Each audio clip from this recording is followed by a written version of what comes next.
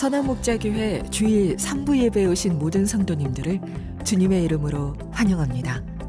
이제 곧 예배가 시작됩니다. 옆 사람과의 대화는 삼가주시고 기도로 예배를 준비해 주시기 바랍니다. 핸드폰 전원은 꺼주시거나 진동 모드로 전환해 주셔서 모든 성도들이 다 함께 은혜로운 예배를 드릴 수 있도록 협조해 주시기 바랍니다. 감사합니다. 할렐루야. 거룩한 자일 예배 자리에 나오신 모든 성도님들, 또 어려운 환경 속에서도 온라인으로 함께 하시는 성도님들을 예수님의 이름으로 환영하고 축복합니다. 혹시 여러분 중에 거친 세상에서 실패하여서 낭망한 분 계십니까? 오늘 주님을 찬양하고 예배하길 원합니다. 또 주님이 허락하신 은혜 가운데 기쁨과 소망으로 나아가고 계신 분 있으시다면 우리 그분들도 주님을 함께 찬양하길 원합니다. 주님이 우리와 함께 하시기 때문에 찬양할 수 있고 예배할 수 있을 줄 믿습니다. 우리 그것을 소망하며 믿으시는 분들, 주님 앞에 영광의 박수 올려드리시면서 함께 모두 자리에서 일어나셔서 함께 찬양합시다. 할렐루야.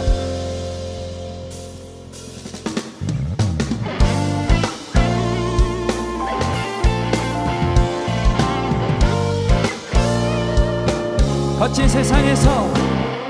세상에서 실패하거든 그 손 못 자국 만져라.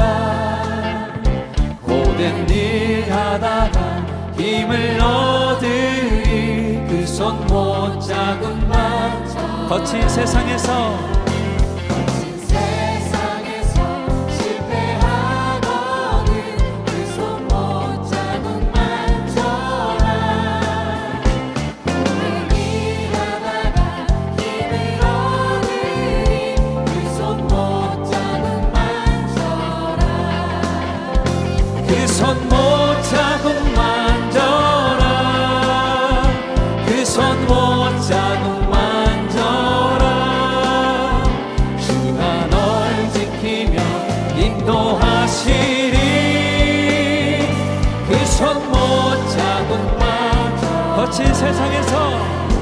거친 세상에서 실패하거든 그 손 못 자국 만져라. 고된 일 하다가 힘을 얻으리 그 손 못 자국 만져라. 내가 어둠 속을 걸어갈 때에 그 손 못 자국 만져라. 주시니 그 손 못 자국 만져라. 그 손 못 자국 만져라. 그 손 못 자국 만져라. 주가 널 지키며 인도하시니 그 손. 우리 3년을 찬양합시다. 내가 부활의 주 따라가려면 그 손 못 자국 만져라. 내가 주 안에서 길이 살리라. 그 손 못 자국 만져라. 너의 죄악의 짐 무거울 때에 그 손 못 자국 만져라. 열고서 주를 모셔라. 그 손 못 자국 만져라. 주님 찬양합니다. 그 손 못 자국 만져라. 그 손 못 자국 만져라. 주가 널 지키며 인도하시리. 그 손 못 자국 만져라. 그 손 못 자국. 그 손 못 자국 만져라. 그 손 못 자국 만져라. 주가 널 지키며 인도하시리. 우리 한 번 더 선포합시다. 그 손 못 자국 만져라. 그 손 못 자국 만져라. 그 손 못 자국 만져라. 주가 널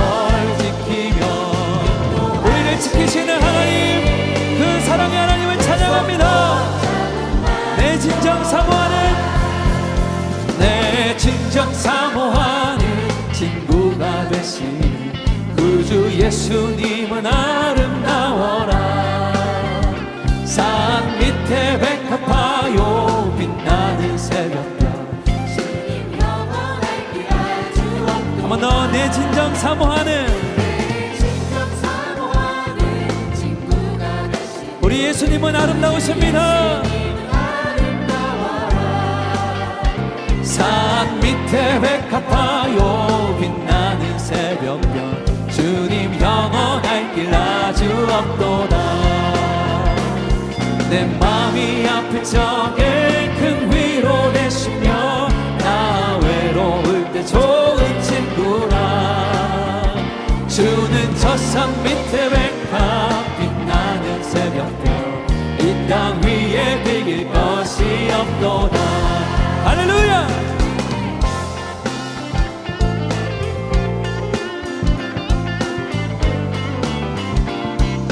내 맘의 모든 염려 내 맘의 모든 염려 이 세상 보라도 주님 항상 같이 하여 주시고 시험을 당할 때에 악마의 계보를 즉시 물리치사 나를 지키네. 온 세상 날 버려도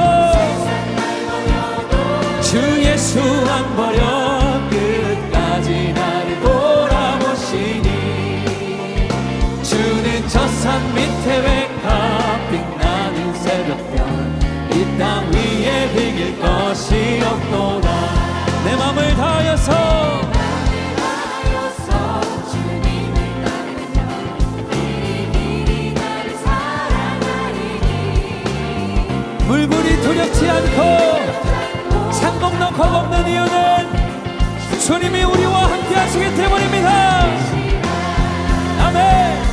내 영혼 먹이시는 그 은혜 누리고 나 진히 주를 뵙기 원하네.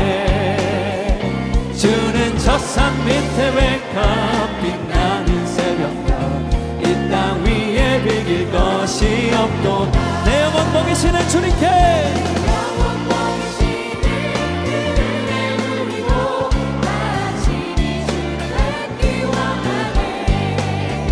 주는 저 산 밑에 백합 빛나는 새벽별 이 땅 위에 비길 것이 없고. 주는 저 산 밑에 백합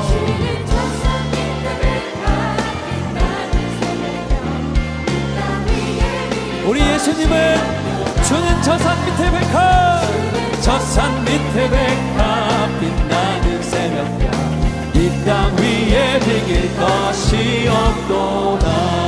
우리와 함께 하시는 예수 그리스도 놀라운 이름을 찬양합니다.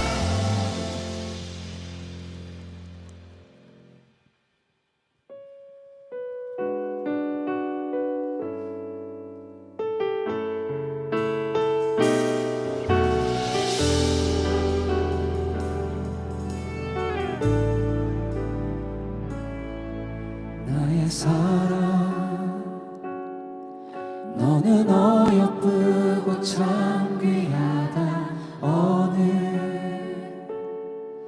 보석보다 귀하다. 내가 사랑스럽지 않을 때 너를 온전히 사랑하고 너와 함께하려 내가 왔노라.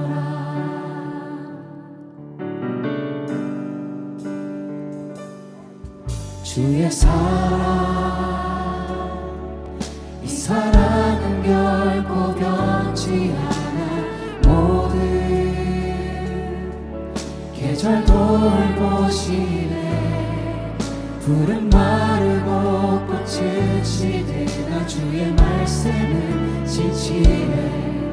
실수가 없으신 주만 바라라. 주님의 나라와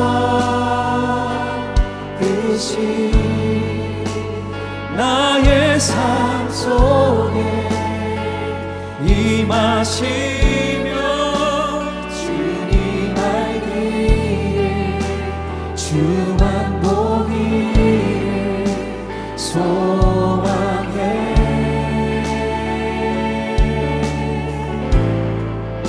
거룩히 살아갈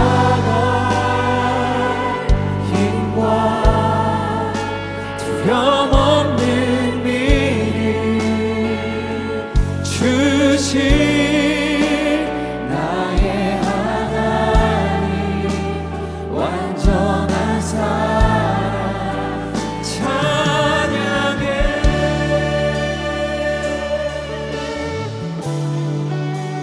나의 사랑, 나의 사랑,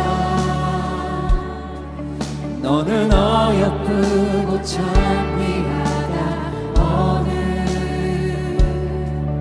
보석보다 귀하다. 내가 사랑스럽지 않은데 너를 온전히 사랑하고 너와 함께하려 내가 왔노라. 주의 사랑, 이 사랑은 주의 사랑, 이 사랑은 결코 변치 않아. 모든 계절을 돌보십니다. 푸른 마르고 꽃이 시드나 주의 말씀은 신실해. 실수가 없으신 주만 바라라. 주님의 나라와 뜻이 나의 삶 속에 임하시며 주님 알기를, 주만 보기를 소망해.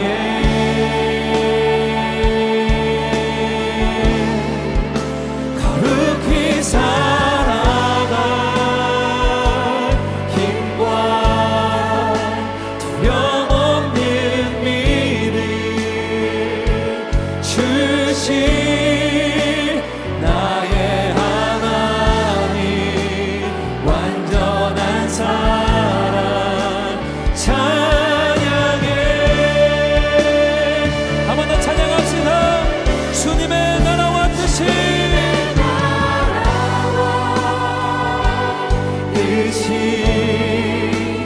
나의 삶 속에 임하시며 주님 알기를, 주만 보기를 소망해. 거룩히 살아갈 힘과 두려움 없는 믿음을 우리에게 주신 두려움 없는 믿음 주신 나의 하나님, 완전한 사랑 찬양해. 우리 주님 찬양합니다.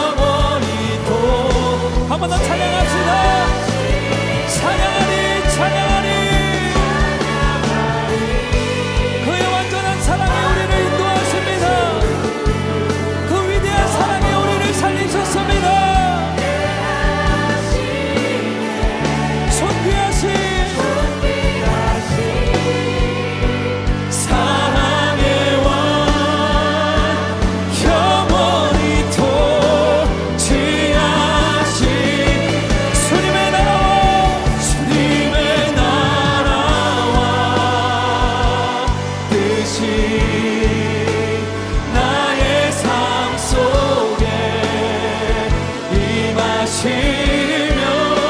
주님 알기를 주만 보기를 소망해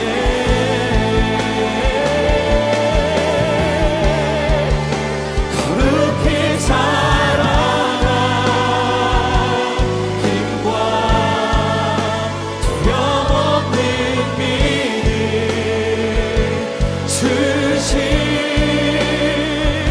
사랑하는 성도 여러분, 우리의 믿음의 두 손을 높이 들어서 우리 한 번 더 찬양합시다. 주님의 나라와 뜻이 우리의 삶 가운데 역사하소서. 뜻이 나의 삶 속에 임하시며 주님 알기를 주만 보기를 소망해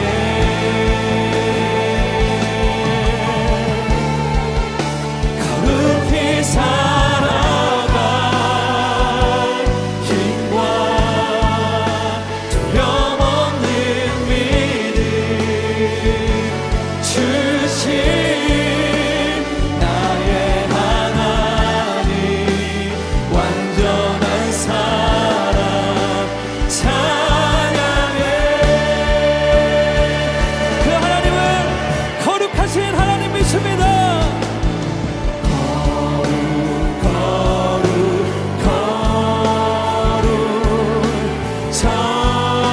전능하신 주님 천지 만물 모두 주를 찬송합니다.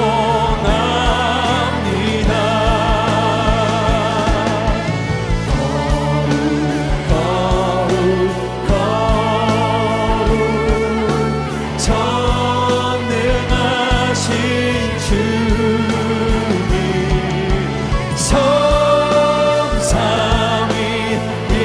성삼위일체 우리 주로라. 성삼위일체 위대하신 하나님, 우리의 모든 찬양을 받게 합당하신 주님, 우리 주로다. 할렐루야.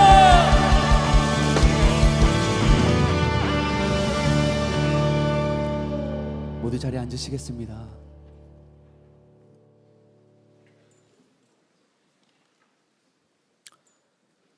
사랑과 은혜가 풍성하신 하나님 아버지 감사드립니다.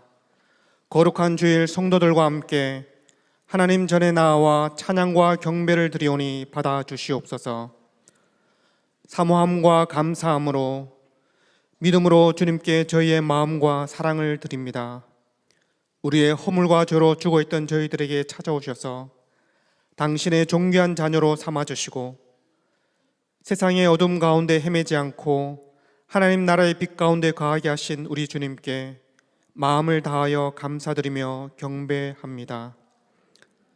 잠시 세상에 빠져 주님의 사랑에서 떠나 육신의 욕망과 탐욕에 빠졌어도 주님의 십자가 보혈을 의지하여 회개하오니 거룩하고 정결한 영으로 회복하게 하여 주시고 성령의 충만한 임재 가운데 나아가게 하여 주십시오. 죄 가운데 신음하며 세상의 질고로 고통받으며 죽어가는 영혼을 살리기 위해 기꺼이 십자가를 지신 예수님을 찬양합니다.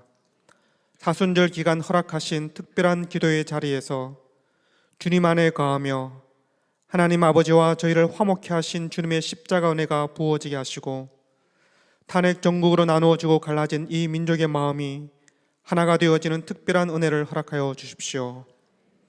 일터 선교 주일로 드려지는 예배 가운데 성령으로 충만케 하시고 일터에서 그리스도를 섬기라 제목으로 김다희 담임 목사님께서 하나님의 마음과 말씀을 선포하실 때 성도들이 일터에서 함께 하시는 주님을 바라보며 모든 이들을 주님을 대하듯 섬기며 하나님의 나라를 일터에서 누릴 수 있도록 은혜를 부어 주십시오.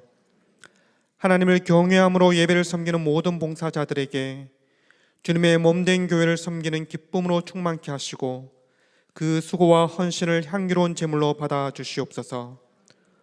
저희를 불러주시고 사랑과 은혜를 한량없이 부어주시는 아버지 하나님께 감사드리며 이 모든 말씀 우리 주 예수님의 이름으로 기도드립니다. 아멘.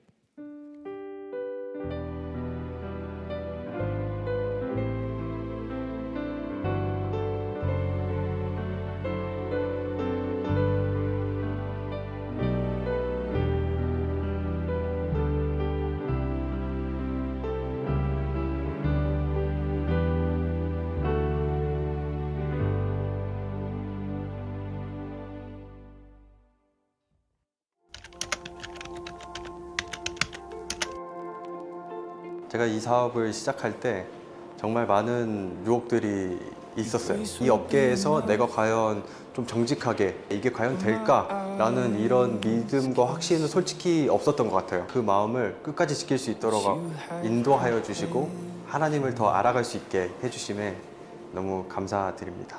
직장생활에서의 어려운 문제는 가장 어려웠던 것은 관계인 것 같습니다. 하지만 일터에서의 선교사로서의 역할을 감당하기 위해서 찾아가는 인사법을 시행하기 시작했습니다. 그들과의 관계가 회복됨을 많이 느꼈습니다.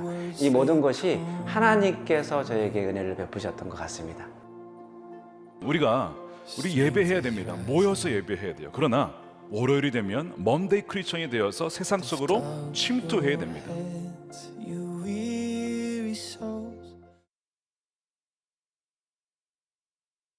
그러면 우리는요 언젠간 죽습니다. 그러면 우리는 죽어요. 제대로 살려면 죽음을 인식해야 됩니다. 여러분 오늘이 마지막이고 내일 주님 앞에 서야 된다면 여러분 뭐라고 답변하시겠습니까? 그리고 우리는 하나님의 뜻에 따라 충성되게 감당해야 될 사명이 있습니다. 여러분들을 가정과 직장과 교회와 사회 속에서 어떤 자리로 부르셨는지를 한번 돌아보시기 바랍니다. 최소한 한 명에게 하나님의 이야기를 한번 들려주세요. 예수님이 어떻게 만났는지, 그분을 말미암아 내가 얼마나 복된 자가 되었는지를.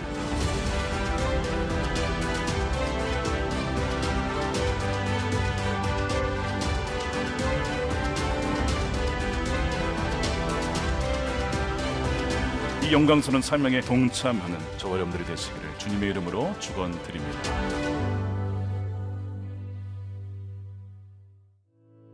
교회 소식을 알려드리겠습니다. 사순절 기간 기도 가운데 주시는 은혜로 가득한 시간 보내시길 바랍니다. 사순절 작정기도 홈페이지에서 작정기도를 결단하여 함께 기도하실 수 있습니다. 일터에서 하나님의 가치와 방법을 실천해 볼 수 있도록 돕는 피아버킷 훈련생을 모집합니다. 주보를 참고하여 신청해 주시기 바랍니다. 선어목자교회에 처음 오신 새가족 여러분을 환영합니다. 1층 새가족실에 가시면 교회 등록과 교회 생활에 대한 안내를 받으실 수 있습니다. 매일 말씀 함께와 예수 동행일기를 통하여 주님과 동행하는 한 주 보내시길 바랍니다. 오늘은 일터 선교 주일로 드립니다. 여러분이 계신 곳이 주님을 바라보며 주님만을 예배하는 거룩한 땅이 되기를 주의 이름으로 간절히 축복합니다. 이 시간 다 함께 하나님을 경외하는 마음으로 자리에서 일어서시겠습니다. 오늘 우리에게 주시는 하나님의 말씀은 골로새서 3장 23절에서 24절 말씀입니다. 봉독은 제가 하겠습니다. 무슨 일을 하든지 사람에게 하듯이 하지 말고 주님께 하듯이 진심으로 하십시오. 여러분은 주님께 유산을 상으로 받는다는 사실을 기억하십시오. 여러분이 섬기는 분은 주 그리스도이십니다. 아멘. 하나님의 말씀입니다. 자리에 앉으시겠습니다.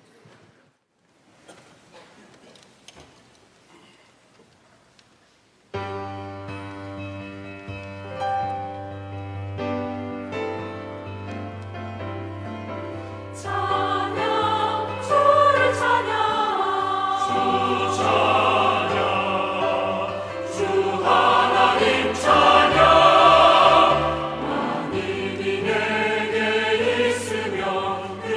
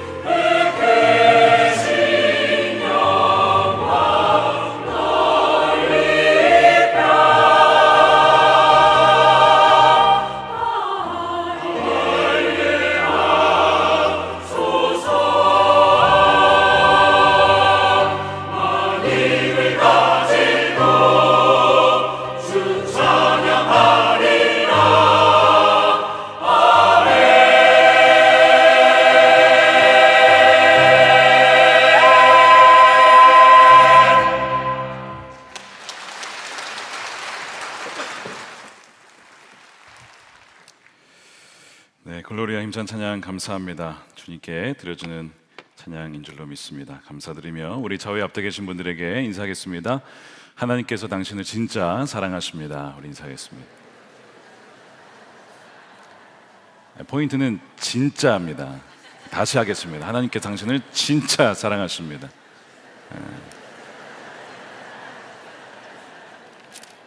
하도 요즘에 가짜가 많아가지고 진짜를 붙여야 이제 좀 받아들이시는 것 같습니다.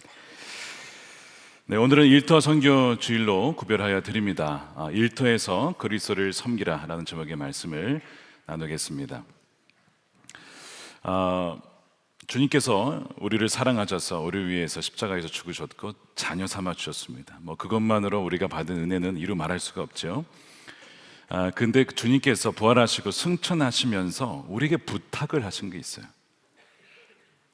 물론 뭐 우리를 얘기하면 유언장 같은 것이지만 뭐 주님은 죽음에서 부활하셨으니 유언은 아니지만 그래도 이 땅에서 마지막 우리에게 부탁하신 거, 여러분 그게 뭡니까?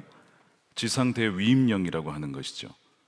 마태복음 28장 19절 20절에 그러므로 너희는 가서 내 이름으로 제자를 삼으라, 제자 삼으라, 복음을 전하라.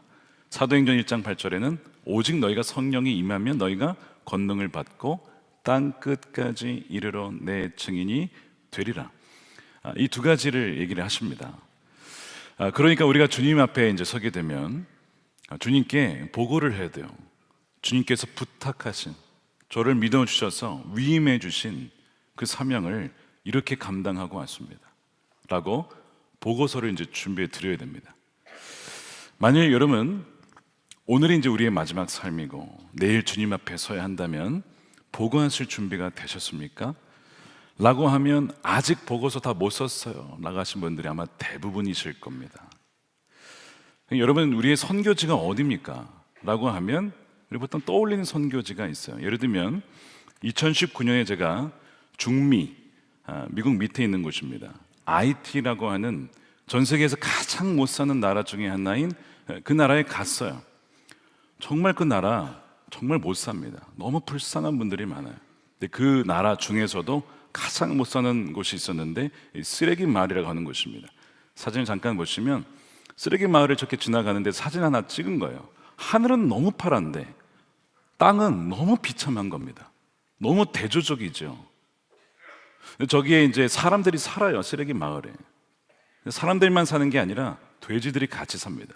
그러니까 돼지들과 아주 그냥 더러운 돼지들과 사람이 어울려서 사는 그곳이 바로 쓰레기 마을이었어요. 저곳에도 복음이 필요했기 때문에 가서 복음을 증거하되 정말 가가호호 집을 다 방문하여서 복음을 전할 뿐만 아니라 그들에게 음식과 그들에게 의약품과 필요를 채워주며 복음을 전했어요. 이것은 우리가 주는 것이 아니라 하나님이 계신데 하나님께서 저희를 통해 전달하는 것입니다. 뭐 이렇게 복음을 전했어요. 근데 여러분 사실 이 IT라고 하는 것뿐만 아니라 이 선교지에 정말 땅끝이라고 하시는 선교지에 실제로 가는 분들 또 거기 계속 머무는 분들이 얼마나 되겠습니까? 저희 교회로 따져도 아마 0.1%도 되지 않을 겁니다. 그러니까 99.9%의 분들은 가지 못하거나 가고 싶어도 가지 못하거나 가셔도 다시 돌아올 겁니다. 그렇죠. 그게 현실입니다. 그러니까 선교지를 저렇게 좀 열악한 곳으로만 생각을 하면 우리의 선교지는 너무 우리의 삶과는 거리가 먼 거죠. 두 번째 사진을 보시면 이 사진에는 이렇게 써 있습니다. You are now entering the mission field. 무슨 뜻이냐면 당신은 지금 선교지로 들어가고 있습니다. 이거 어디에서 본 거냐면 인도라고 하는 선교지 이런 게 아닙니다. 제가 미국에 살 때 저희 동네에 앞교회가 있었는데 거기 주차장 나가는 그쪽에 붙어 있었던 표지예요. 그러니까 성도님들이 예배를 드린 다음에 집으로 돌아갈 때 저걸 다 보는 겁니다. 그러면서 뭘 인식하는가? 우리는 지금 선교지로 향하고 있어. 이거를 이제 리마인드를 시켜주는 거죠. 우리의 이 복음 전파의 이 최전선은 단지 아까 보여드렸던 IT나 이런 선교지만이 아니라 우리가 일상에서 살아가는 우리의 가정과 또한 일터, 바로 이것이 우리의 복음의 최전선이 되고 있다는 것이죠. 지구 반대편까지 우리가 땅끝까지 가야 하지만 동시에 지구 반대편에서 보면 여기가 땅끝입니다. 여전히 여기에도 대한민국에도 복음을 알지 못하고 모르는 분들이 너무나 많은 거예요. 자, 세 번째, 자, 이 숫자를 한번 보여주시면 뭘 것 같았어요? 2대 166. 뭐 도무지 이거는 도대체 이게 무슨 숫자인가 아마 상상이 되지 않으실 겁니다. 이게 뭐냐면 앞 숫자는 대부분의 분들이 일주일 동안 교회에서 보내는 시간입니다. 예배를 드리고 오고 가는 시간 2시간, 나머지 166시간은 가정과 일터에서 보내는 시간입니다. 아, 목사님 저는 한 20시간 드리는 것 같아요. 저는 한 30시간 보내는 것 같아요. 뭐 그런 분들도 종종 있겠죠. 그러나 대부분의 90% 넘는 우리 성도님들은 일주일에 한 2-3시간 정도 교회에서 시간을 보내고 나머지 교회 밖에서 시간을 보내실 겁니다. 자, 제가 왜 이 숫자를 보여드릴까요? 보세요. 99.9%의 사람들이 대부분 선교지에 있지 않습니다. 대부분의 시간을 교회가 아니라 교회 밖에 우리의 일상에서 시간을 보내게 됩니다. 만약 우리 일상과 우리 일터를 선교지로 여기지 않는다면 여러분, 이 지상대 위임령은 성취하기가 굉장히 어렵거나 굉장히 오래 걸릴 겁니다. 왜 지금까지 2000년이 지나도록 아직도 복음을 다 증거하지 못했을까? 여러 가지 이유가 있겠지만 우리가 선교지라고 하는 그 영역을 너무 협소하게 정의했기 때문이 아닐까 싶은 것이죠. 또 한 가지는 이런 겁니다. 지상대 위임령이라는 이 명령이 그거는 부름받은 목사님이나 선교사님들이 하는 거 아닙니까? 목회자나 선교사님이 하시면 우리는 잘 도울 테니까 열심히 하십시오. 저희가 좀 기도로 또 물질로 돕겠습니다. 이렇게 생각하시는 거예요. 그거는 목회자의 영역이다 라고 생각하는 것이죠. 그러니까 목회자와 선교사가 이 선교나 전도의 메인이고 우리 성도님들은 보조자로서 돕는 거다 이렇게 생각을 많이 하십니다. 아마 그렇게 동의하시고 그렇게 알고 계신 분도 굉장히 아마 많으실 거예요. 근데 여러분, 진실을 말씀드리겠습니다. 정확히 반대입니다. 여러분들이 메인이시고 저희가 보조입니다 라고 하면 목사님 뭔가 지금 잘못 알고 계신데 우리를 뭔가 속이시려고 하는 것 같은데 라고 하신 분들이 있어요. 여러분, 성경에 이런 말씀이 있어요. 에베소서 4장입니다. 사도 바울이 쓴 편지죠. 그분께서, 예수님이 어떤 사람은 사도로 교회 개척자로 얘기하는 겁니다. 어떤 사람은 예언자로, 어떤 사람은 복음 전도자로, 어떤 사람은 목사와 교사로 삼으셨습니다. 근데 이걸 왜 삼으셨느냐? 그것은 성도들을 준비시켜서, 이 준비시키다라는 단어가 영어로는 equip이라고 해서 이 군사 용어입니다. 병사들을 훈련시키고 그 다음에 무장시키게 한다라는 의미죠. 성도들을 준비시키고 훈련시키는 것이 목회자의 역할이에요. 그래서 성도들로 하여금 그 다음에 봉사의 일을 한다는 겁니다. 근데 이 봉사가 또, 이 봉사라는 번역이 좀 아쉬운데 봉사로 가면 교회 봉사만 생각해요. 여러분, 그게 아닙니다. 영어로 보니까 the work of ministry, 즉 사역을 말하는 건데요. 이 the work라고 했어요. 그러니까 어떤 그 사역, 말만 하면 다 아는 사역, 그게 무슨 사역일까? 예수님의 사역을 말합니다. 예수님께서 복음을 전하시고 사람들을 치유하시고 병든 자를 고치시고 귀신을 쫓아내시고 그들에게 다가가셔서 먹을 것을 주시고 하는 그 모든 그 사역을 성도님들이 할 수 있도록 준비시키고 또한 무장시키는 것이 이 교회의 역할이에요. 특별히 목회자의 역할입니다. 그렇게 함으로써 그리스도의 몸을 건강하게 세우게 된다는 거예요. 그리스도의 몸은 뭡니까? 믿는 하나님의 백성들의 공동체인 교회죠. 단지 교회만이 아니라 여러분의 일상에서의, 일터에서의 믿는 사람들의 모임과 또한 선교주에서의 모든 교회 공동체를 말하는 거예요.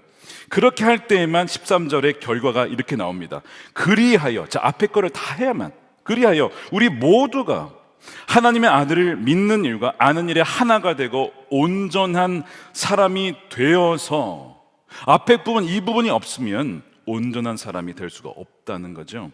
그리스도의 충만하심의 경지에까지 다다르게 됩니다.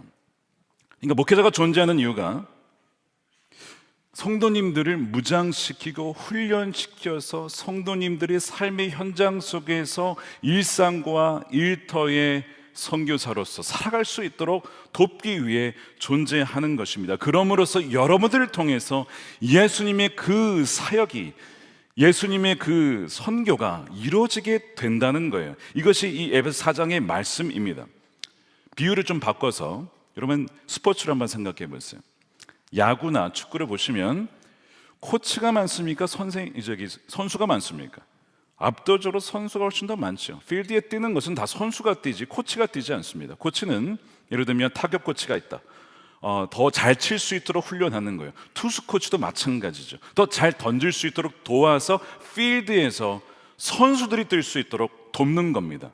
이게 이제 이 코치진의 역할이죠. 그래서 이 건강한 이 교회라고 한다는 것은 바로 성도님들의 삶의 현장에서 필드에서 잘 뛸 수 있도록, 필드에서 실제로 뛰는 사람들이 더 많은 교회가 건강한 교회고, 벤치에 만약 성도님들이 그냥 앉아있다, 그리고 목회자가 필드에서 뛴다, 이거는 건강하지 않은 교회입니다. 여러분 이제 최근에 뭐 한국 시리즈 우승한 팀 생각나십니까? 작년에 이제 기아 타이거스, 그 전년도에 뭐 LG 트윈스 팀이 생각이 나고, 그 다음에 잘한 선수들이 기억이 나죠. MVP 받은 선수 아마 남자분들은 좀 아실 거예요. 근데 코치 생각나십니까? 투수 코치가 누구였어? 뭐 타격 코치가 우린 기억이 안 나요. 코치는 기억이 안 나요. 근데 선수는 기억이 나요. 무슨 얘기냐면 건강한 교회는 뭐냐? 교회에 어떤 목회자가 유명한 교회가 아니고 성도들이 삶의 현장 속에서 신실하게 주님과 동행하며 복음을 증거한 그런 건강한 성도들이 많은 교회가 진짜 건강한 교회죠. 저는 기도하기를 정말 우리 성도님들이 각자가 각각 부르신 영역 속에서 정말 그리스도의 그 사명을 잘 감당하는 그런 여러분들이 되게 되시기를 축복합니다. 예수님께서 베드로에게 이런 얘기를 하셨어요. 내 양을 먹이라, 내 어린 양을 먹이라, 내 양을 돌보라. 누구에게 주신 거예요? 목회자에게 주신 겁니까? 목회자만이 아닙니다. 성도님들에게 다 주신 거예요. 그런데 목회자는 그걸 더 잘할 수 있도록 돕기 위해 존재하는 거예요. 그러니까 여러분들이 주위의 성도님들이나 또 도는 공역자들, 또 속회원들을 돌보고 기도하고 하는 것, 다 주님이 우리에게 맡겨주신 사명인 것이죠. 성남에만 보니까요, 여러분 100만 명의 시민들이 살고 계신데 계산해 보니까 저희 목사님들만 만약에 이분들에게 복음을 전하려면 한 목사님당 43,500명에게 복음을 전해 다 전할 수 있어요. 43,500명. 와, 이거 굉장히 많은 숫자죠. 근데 우리에게 전 성도님들이 66명에게만 복음을 전하면 성남 100만 명에게 다 복음을 전할 수 있습니다. 완전히 차이가 다른 것이죠. 코치만 필드에서 뛰는 교회냐, 아니면 온 성도가 필드에서 뛰는 교회, 이거는 엄청난 차이를 가져오게 됩니다. 성남뿐이겠습니까? 여러분 송파와 광주와 서울과 온 성도가 삶의 현장 속에서 증인이 되어 살아갈 때에 미칠 그 임팩트는 엄청나다는 것이죠. 이것이 바로 이 초대교회에서 있었던 일입니다. 초대교회 처음에 믿는 사람들이 한번 수십 명, 그러다가 수백 명 됐어요. 근데 그로부터 이제 좀 몇백 년이 지났죠. 3세기 말이 되었을 때에 무려 그리스도인들이 600만 명이 됩니다. 어떻게 이런 수많은 사람들이 나오게 되었을까요? 소수의 뭐 베드로나 뭐 바울이나 우리가 잘 알고 있는 그런 분들이 메시지를 잘 전해서만이 아닙니다. 성령의 역사이긴 했지만 그것만이 아니라, 이 소수가 한 게 아니라 모든 그리스도인들이 삶 속에서 주위에 있는 이들에게 삶으로 복음을 전했기 때문에 되었다라고 하는 거예요. 그래서 교회 역사학자 중에 앨런 크레이더가 이런 얘기를 했습니다. 어떻게 초대교회가 폭발적으로 성장할 수 있었느냐? 비기독교인과 기독교인은 함께 일하며 가까이 살았다는, 그들은 친구가 됐다는 거예요. 그래서 그들과 함께 지내는 가운데에 이 그리스도인들의 삶을 보면서 도대체 너희는 왜 이 세상의 흐름과 좀 다르게 살아가지? 어떤 소망이 있는 거야? 이렇게 그들이 복음을 듣게 되었다는 거예요. 사실 이 친구가 되었다라고 하는 것이 오늘날 입장에서 잘 이해가 되지 않죠. 오늘날 같은 경우에 조금만 성격이 다르거나 어떤 종교가 다르거나 정치 성향만 달라도 여러분 친구하기가 쉽지 않은 세상이 되었습니다. 여러분 그때도 마찬가지였어요. 로마 그리스 신화, 그 신들을 섬기는 그 우상의 문화 속에서 어떻게 친구가 됩니까? 물론 여러분 초대교인들은요 분명했어요. 예수 그리스도를 부인하라 그러면 절대 부인하지 않고 순교하기까지 목숨을 바쳤습니다. 그렇게 확고했어요. 그러나 동시에 믿지 않는 수많은 우상 숭배자들, 그리스 로마 신화를 섬기는 그런 사람들에게 다가가서 친구가 되어서 그들에게 복음을 전하고자 힘썼다는 거예요. 이 두 가지가 공존했다는 거예요. 이 모순이 아니라는 거예요. 오늘날에도 우리도 분명히 지켜야 될 부분이 있습니다. 종교다원화된 사회 속에서 모든 길이 다 하나님께 가는 길이다, 이런 주장을 어떻게 받아들입니까? 그거는 타협할 수 없는 것이죠. 오직 구원의 길은 예수 그리스도 외에는 없다라고 하는 것을 분명히 우리는 해야 됩니다. 동시에 만일 기독교를 무너뜨리는 어떤 세력이 있으려고 한다면 우리는 저항할 수 있어야죠. 예전에 우리 6.25 때 공산주의가 침투해서 그냥 교회를 다 진멸시켰잖아요. 만약 그런 일들이 우리 대한민국에서 벌어지려 한다면 여러분, 그건 저항하고 우리가 싸울 수 있어야 돼요. 이거는 우리가 타협할 수 없는 부분이에요. 그러나 동시에 그럼에도 불구하고 잃어버린 영혼들에 대한 애통한 마음, 그래서 그들에게 다가가서 그들과 친구가 되어지고 그들이 지금 알지 못하지만 주님을 알 수 있도록 용납하고 기다려주고 사랑하며 하는 그 과정을 통해 초대교회는 변화가 있었다는 것입니다. 마이클 그린이라는 학자가 말하기를 기독교인이 삶과 말에서 말관동이 같은 거예요. 연관성을 가질 때 전도는 가장 효과적이었다. 말뿐만이 아니라 행동에서, 성품에서, 신실함을 통해, 때를 따라 나누는 진솔한 대화를 통해 복음이 증거되었다는 것입니다. 자, 이런 배경 속에서 오늘 이 골로새서를 보도록 할 텐데, 일터 선교의 굉장히 중요한 본문이 되겠습니다. 이 골로새 3장의 말씀 보게 되면 누구에게 주어진 얘기냐면 그리스도인이 된 종에게 준 말씀이에요. 골로새 교회는 에바브라라고 하는 사도 바울의 제자죠. 제자가 세운 교회입니다. 에베소에 있을 때 사도 바울이 골로새 교회에 편지를 보내면서 종이었는데 그리스도인이 된 사람, 그러니까 이제 그리스도인 종이죠. 그러면 일반 종과 그리스도인 종은 도대체 어떤 차이를 가져야 되냐, 삶에서. 그거를 얘기하고 있는 거예요. 두 가지를 얘기합니다. 그리스도인 종들은 모든 일의 육신의 상정들에게 순종해야 되는 것과, 두 번째, 어떤 일을 하든지 죽게 하듯 진심으로 하라는 거예요. 죽게 하듯 하라. 주인을 대할 때 사람이 아니라 죽게 하듯 하라. 이 두 가지 말씀을 합니다. 그것이 23절이죠. 무슨 일을 하든지 사람에게 하듯이 하지 말고 주님께 하듯이 진심으로 하십시오라고 말씀해요. 그래서 그 사람을 대하는 것이 아니라 주님께 대해서 그렇게 할 때에 주님께서는 마치 이것을 주님께서 나에게 하는 것처럼 받아주시겠다, 나에게 드리는 예배로 받으시겠다라고 말씀하시는 거예요. 그래서 단지 그리스도인 종들에게 이 섬김은 단지 노동이 아니라 그것은 곧 예배였다는 것이죠. 예배하는 마음으로 주인을 섬겼다는 거예요. 이런 말씀을 우리에게 적용해 보면 이런 거죠. 사실 적용하기가 쉽지 않을 수 있어요. 아니, 목사님, 그래도 저희 보수는 목사님 모르셔서 그러는데 그분을 그렇게 주님께 대할 수가 없습니다. 목사님 한번 해보세요. 아마 이런 분들이 있을 거예요. 여러분, 혹시 그런 분들이 계실지 모르겠는데 사실 인간적으로 마음으로는 불가능한 일이죠. 그런 보수에 향해서 험담하기도 하고 동역자들이 모여서 이런 일이 있었어, 뭐 그럴 수도 있겠죠. 이게 보통 일반 세상에서 벌어지는 일입니다. 근데 사실 우리가 인간적으로 이건 불가능한 일이 맞아요. 근데 이 3장에 앞서서 사실 2장에서 무슨 얘기를 하냐면 우리 인간의 본성으로는 절대 말씀에 순종할 수 없는데 사실 우리도 주님의 눈에 원래는 진노의 자녀였지만 주님께서 우리를 진노의 자녀였을 때, 죄인 되었을 때 사랑하심으로 우리가 거듭나지 않았느냐, 우리의 옛사람은 죽지 않았느냐, 이제는 내가 사는 것이 아니고 우리 안에 주님이 사시지 않느냐라는 것을 전제하고, 그것이 2장이에요. 그리고 3장으로 넘어가는 거예요. 자, 그 말씀이 골로새 2장 12절입니다. 여러분은 세례를 받을 때 그리스도와 함께 묻혔다는 겁니다. 뭐가 묻힌 거예요? 나의 옛사람이 묻혔다는 거예요. 분노하고 짜증내고 험담하고 하는 그 옛사람은 묻혔다는 거죠. 또한 그분을 죽은 사람들 가운데 살리신 하나님의 능력을 믿는 믿음으로 그리스도 안에서 그리스도와 함께 이제는 우리는 새 사람이 되었다는 것이죠. 또 여러분은 죄를 지은 것과 육신이 할례를 받지 않은 것 때문에 죽었으나 하나님께서는 여러분을 그리스도와 함께 살리시고 우리의 모든 죄를 용서해 주셨으니 여러분들의 주인을 대할 때에 죽게 하듯 하십시오.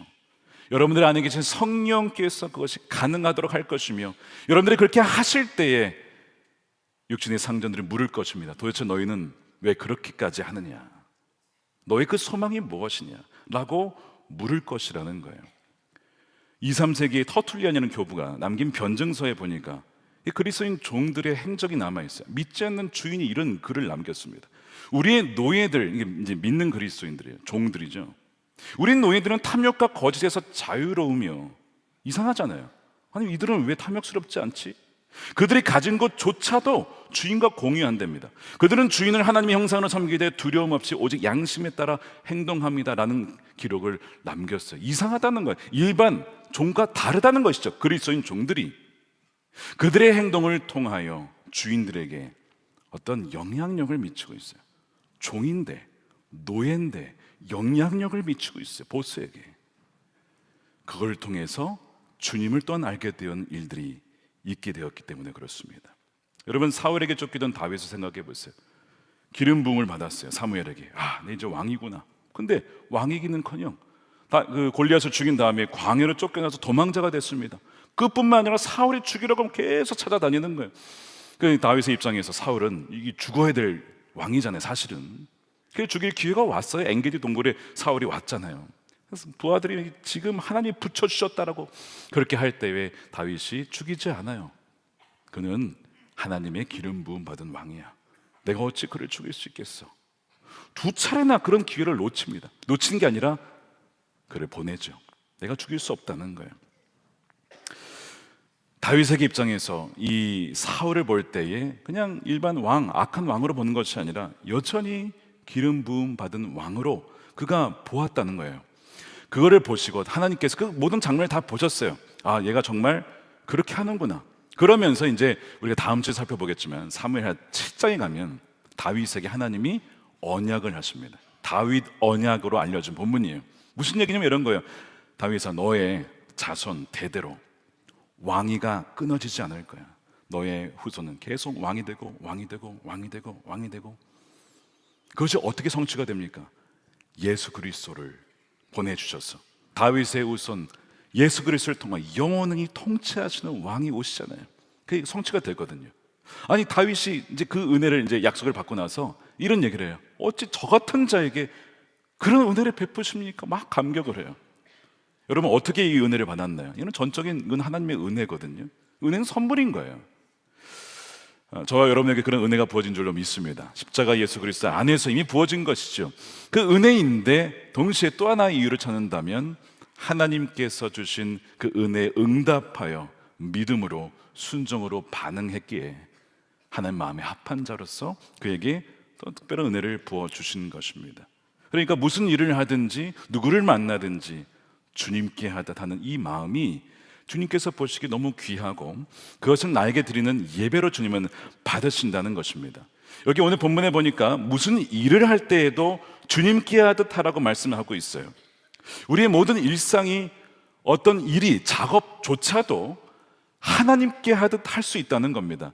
여러분, 로렌스 형제 아실 겁니다. 17세기의 수사인데 하나님의 임재 연습이라는 책이 있어요. 굉장히 얇은 책입니다. 한번 안 읽어보시고 꼭 읽어보세요. 이분이 이런 얘기를 합니다. 자기는 무슨 일을 하든지 하나님을 사랑하는 마음으로 합니다. 내가 요리를 할 때에도 청소를 할 때에도 하나님을 사랑하는 마음으로 하나님께 하듯이 한다는 거예요. 그러면서 이런 얘기를 했죠. 이만 얘기입니다. 저에게 있어서는 기도하는 일이나 일하는 것이나 별로 차이점이 없습니다. 일할 때에도 기도하는 것이고 기도할 때에도 물론 기도하는 것이지만 일할 때에도 저는 항상 주님 사랑합니다.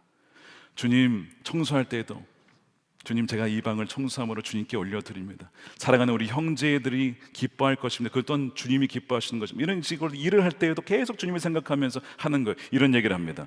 제가 후라이팬 위에서 구워지는 케이크를 뒤집을 때에도 이것은 하나님을 위해 하는 것이고 하나님의 사랑을 위해서 하는 것입니다. 그 일이 끝나고 다른 할 일이 없을 때에도 저는 제게 은혜를 주신 그분께 경배합니다.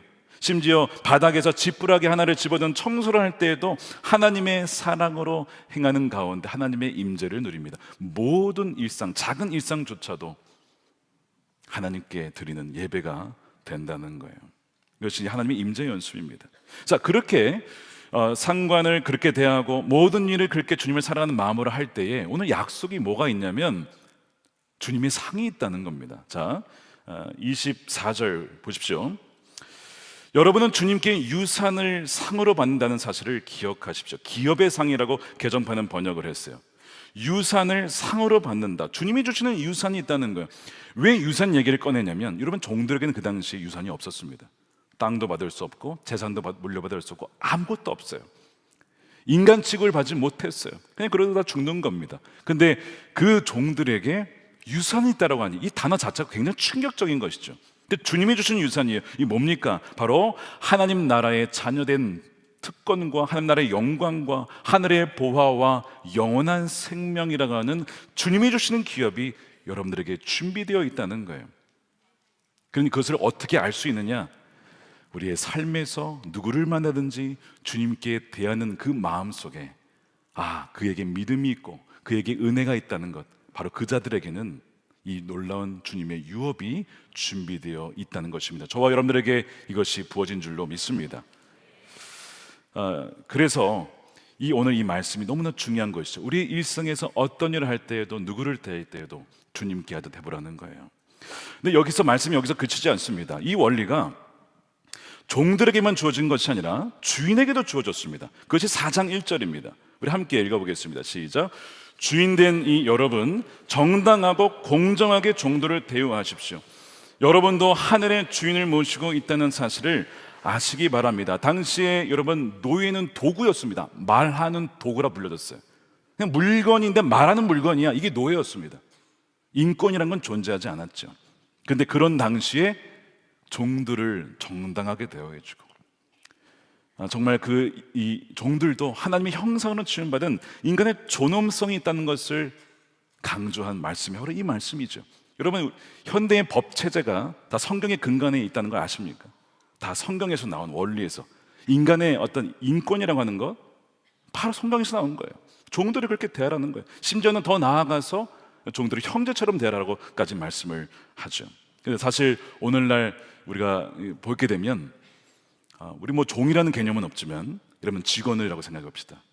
한 회사가 직원들을 정말 그 노동에 대한 합당한 대가를 지불하지 않고 착취를 한다면 바로 정당하게 대우하지 않는 것이죠.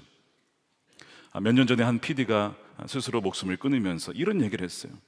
하루에 20시간 노동을 하고 2-3시간 잤는데 다시 현장으로 불러서 원하는 결과물을 만들기 위해서 막 드라이브를 거는 이 환경 속에서 더는 이어가기 어려웠습니다. 이런 좀 안타까운 유서를 남긴 그런 글이 있었어요. 몇 년 전에 일이긴 하지만 여전히 한국 사회에 노동 착취의 이슈가 있습니다. 특별히 이주 노동자들에 대한 착취가 굉장히 심각하죠. 지금은 이제 좀 많아졌지만 예전에는 커피도 공정거래 무역을 하느냐, 그래서 커피를 따는 그 노동자들에게 합당한 어떤 그 값을 지불하고 가져온 커피냐, 아이들의 노동 착취를 하지 않고 정말 어른들이 그걸 해서 한 거냐, 이런 여러 가지 이슈를 따지고 하는 그 공정물의 무역 거래에 대한 이슈가 있었습니다. 그게 뭐냐면 정당하게 대우하라는 거예요. 바로 그걸 통해서 믿는 그리스도인들이 본이 될 때에 바로 그 자체가 복음이 된다는 것이죠.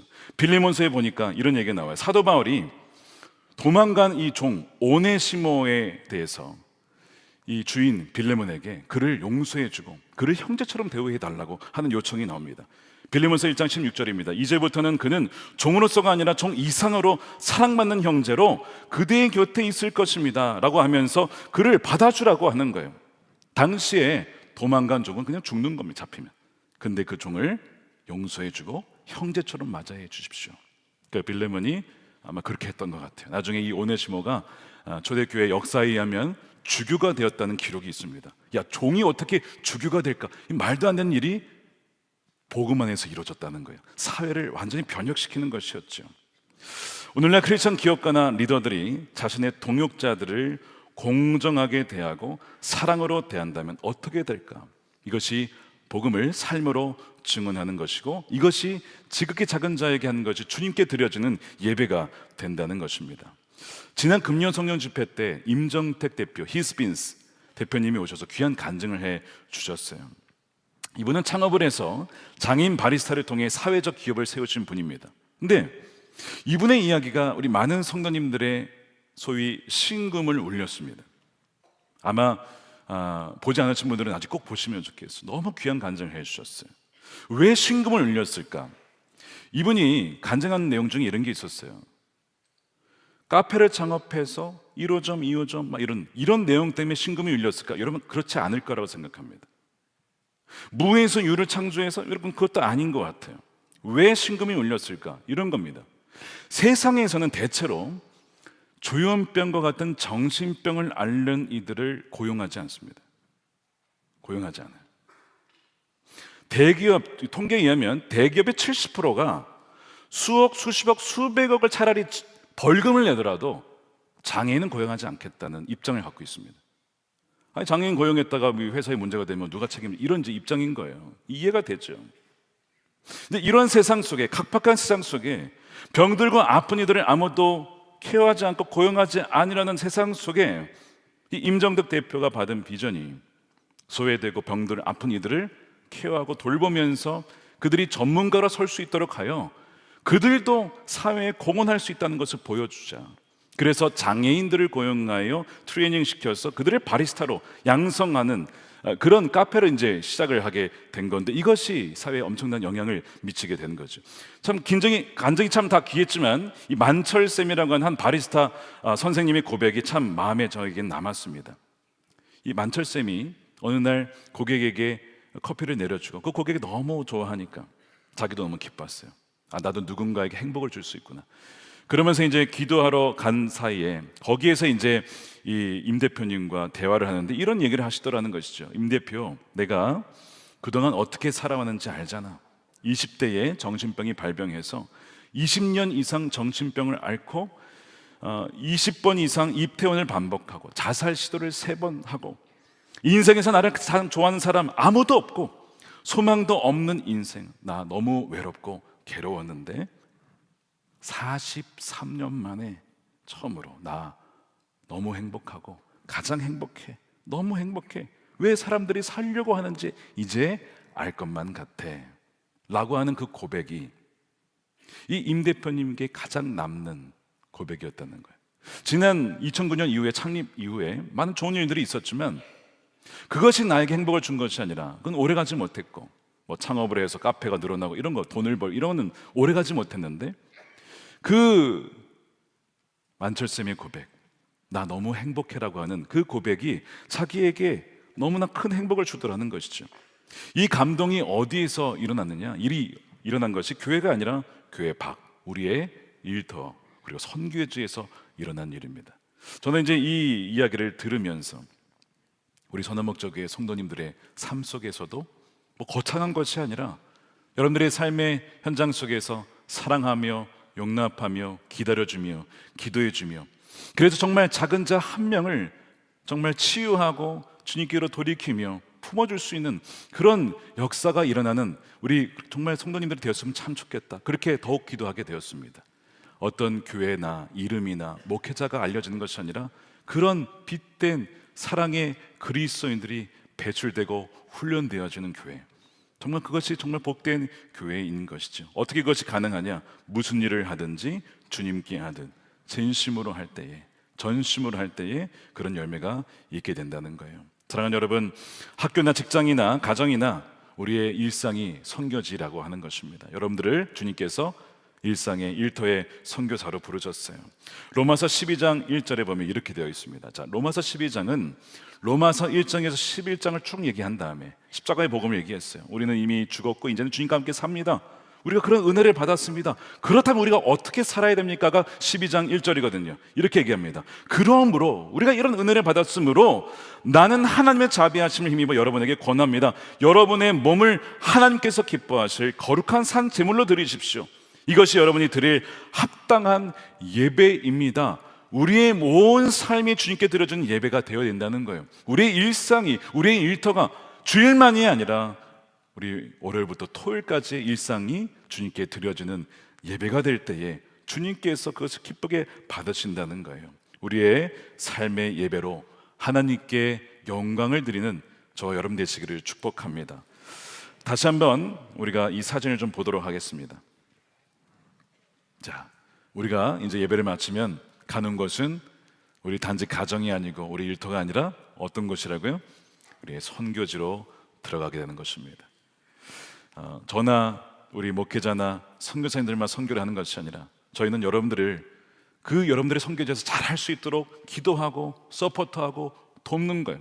그러면서 여러분들이 필드에서 정말 음부의 권세를 무너뜨리며 하나님 나라를 세워나가는 주역으로 쓸 수 있도록 저는 계속해서 응원하고 기도하고 말씀으로 그렇게 여러분들을 훈련시키고 또 여러분들이 삶의 현장에서 그렇게 살아낼 수 있도록 그렇게 돕겠습니다. 그리하여 일터의 선교사로 귀하게 쓰임받는 여러분 되시기를 주님의 이름으로 축원드립니다. 일터 선교사로 쓰임받고 또 살고 계신 우리 분을 소개하도록 하겠습니다. 우리 최원빈 집사님, 우리 나오실 때 박수로 우리 맞이해 주시기 바랍니다.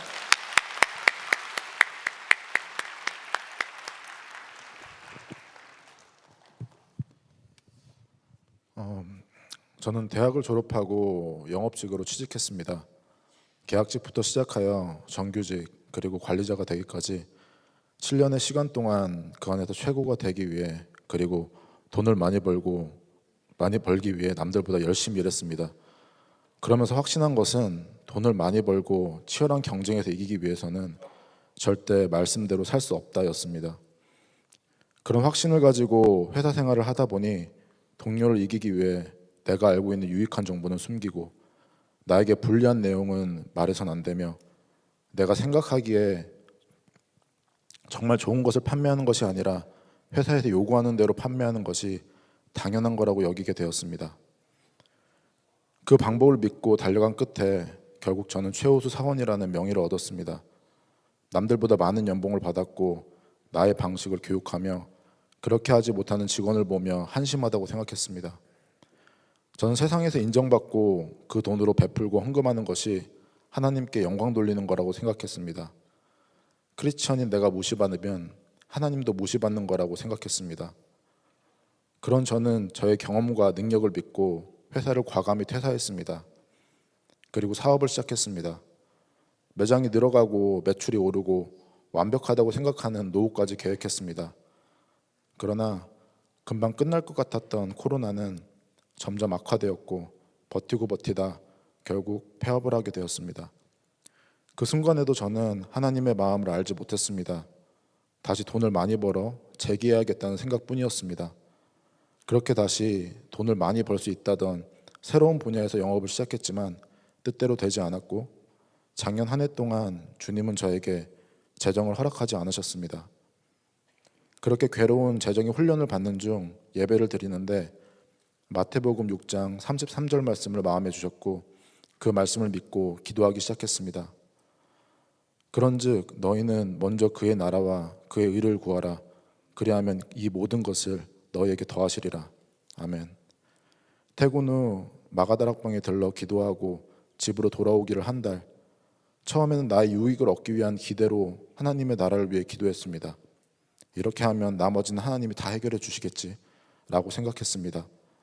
하지만 시간이 흐르면서 하나님께서는 저의 기도를 가족, 주변 사람들, 열방을 위한 애통과 통곡의 기도로 바꿔주셨고 제 입에서는 제가 가진 모든 것을 가져가셔도 하나님만 제 곁에 있어달라는 고백이 나왔습니다.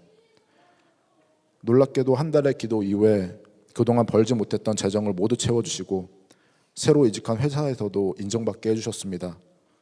그런데 이전과 달라진 것은 저의 능력을 한 것이 전혀 없다는 것입니다. 지인들에게 연락이 오고 전혀 계약할 것 같지 않은 고객들이 먼저 연락이 와서 계약을 하고 여러 건의 계약을 한 번에 진행하는 일까지 너무 이해가 안 될 정도로 놀라운 일의 연속이었습니다. 그렇게 재정이 채워지고 인정을 받으면서 이제는 교만 대신 또 다른 치열한 싸움을 하고 있습니다.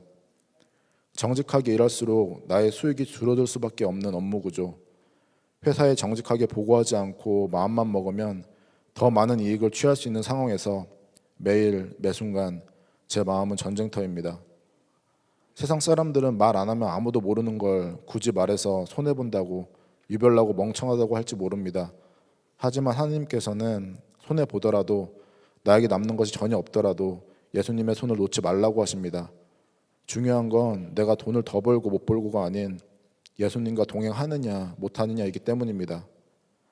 하루에도 수십 번 다양한 상황과 방법을 보여주며 마귀는 속삭입니다. 예수님의 손을 놓고 돈을 잡으라고 합니다. 그래도 예수님은 나를 버리지 않는다며 괜찮다고 유혹합니다. 하지만 이제는 그러고 싶지 않습니다. 아무도 모르는 부분부터 바로잡지 않는다면 내가 그들에게 복음을 전할 수 있는 순간이 왔을 때 나의 복음은, 나의 예수님은 가짜가 되기 때문입니다. 아침 출근길 아내가 장난 반 진담 반 이렇게 말을 합니다. 선교사님 잘 다녀오세요. 이 말이 연약한 저에게 큰 용기가 됩니다. 그리고 아침에 묵상하는 말씀 한 개가 저에게 큰 힘이 됩니다. 이제는 일터에서 어떤 마음으로 어떤 것을 바라보고 살아야 할지 알게 되었습니다. 세상의 욕심을 쫓아 살아가던 인생에서 하나님이 원하시는 방향으로 제 삶의 방향을 돌려주신 주님, 하나님이 세워진 일터에서 선교사임을 잊지 말고 살아가겠습니다. 저의 모든 것을 인도해 주신 주님 사랑하고 감사합니다.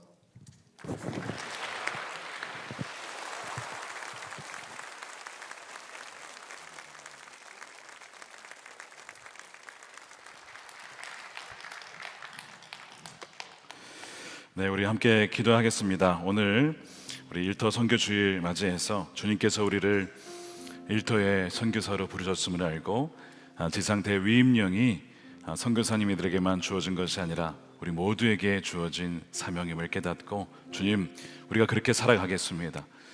주님, 우리를 주요 일상의 또 일터의 선교사로 사용하여 주시고 모든 일을 또 누구를 만나든 죽게 하듯 진심으로 섬기는 그런 자들이 우리가 되게 하여 주시옵소서.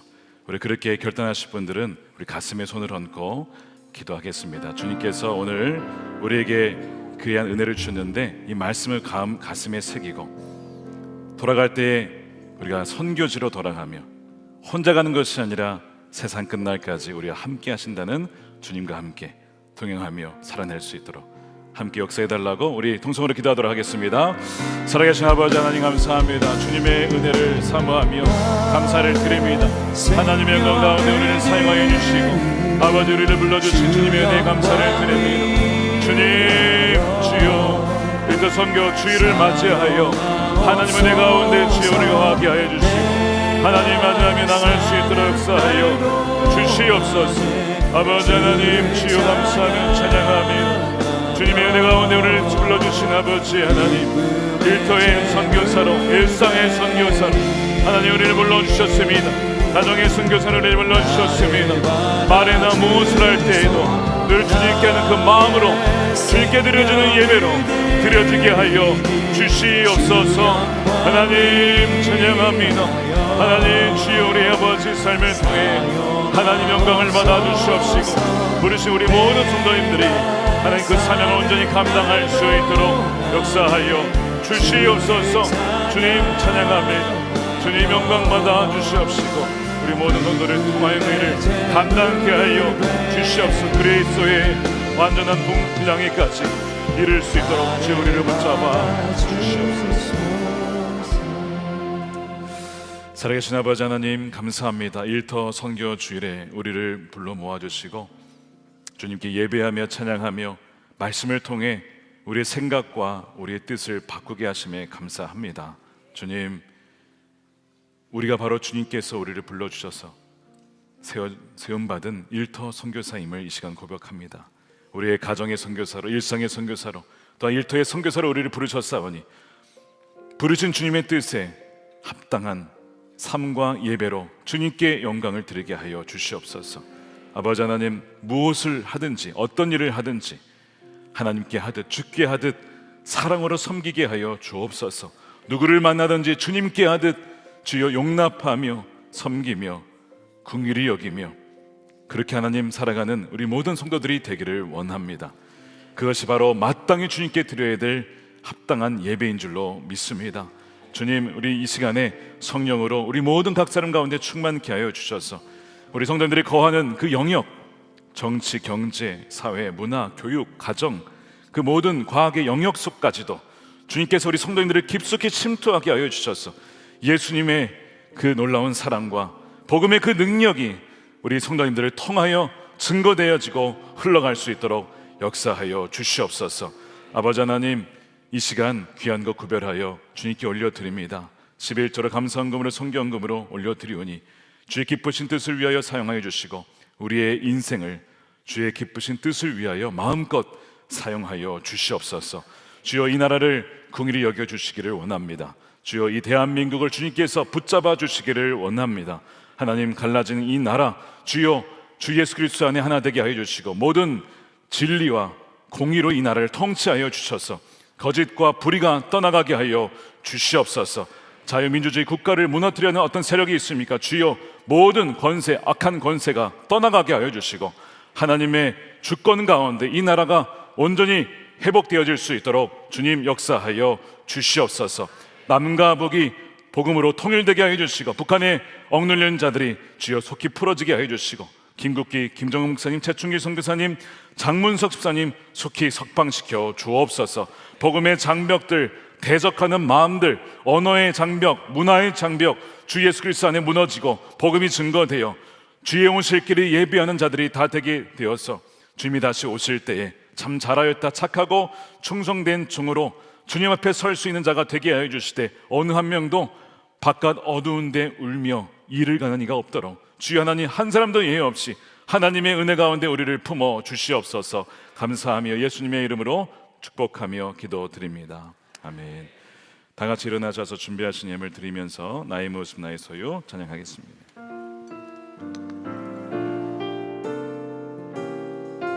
나의 모습 나의 소유, 나의 모습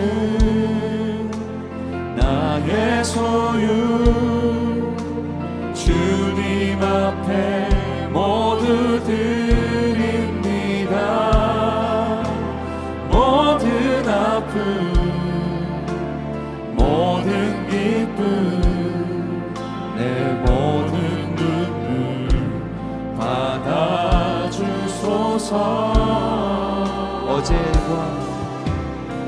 어제 일과 내일 일도 꿈과 희망 모두 드립니다. 모든 소망 모든 계획 내 손과 마음 받아주소서. 손 들고 찬양합니다. 나의 생명을 드리니 나의 생명을 드리니 주 영광 위하여 사용하옵소서. 내가 사는 날 동안에 주를 찬양하며 기쁨의 제물 되리. 나를 받아주소서. 우리가 이 모든 것을 우리가 진 이 모든 것들을 다 주께서 우리에게 주시었네. 몸밖에 드릴 것이 내 삶을 받아주소서. 내 삶을 받아주소서. 나의 생명을 드리니 주 영광 우리를 사용하여 주옵소서. 사용하옵소서. 내가 사는 날 동안에 주를 찬양하며 기쁨의 제물 되리. 내 삶을 받아주소서. 나를 받아주소서.